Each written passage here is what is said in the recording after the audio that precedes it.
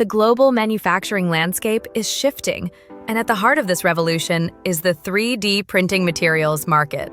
According to the latest report from Transpire Insight, this sector is poised for explosive growth.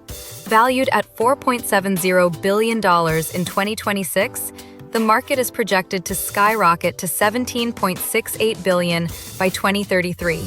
That's a massive compound annual growth rate of over 20.83%. Polymers currently lead the way.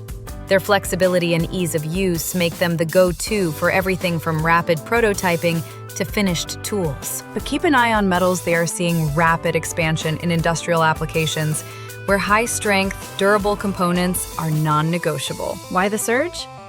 Industries like aerospace and defense are leading the charge. 3D printing allows for complex, lightweight geometries that save fuel and boost performance. Meanwhile, the automotive sector is leveraging these materials to slash design-to-product lead times and reduce physical waste. Geographically, North America currently holds the largest market share, driven by deep technical roots and innovation. However, the Asia-Pacific region is the one to watch. It's the fastest-growing market, fueled by a manufacturing boom in China, Japan, and South Korea. From bio-polymers to advanced alloys, the future of production is being printed today.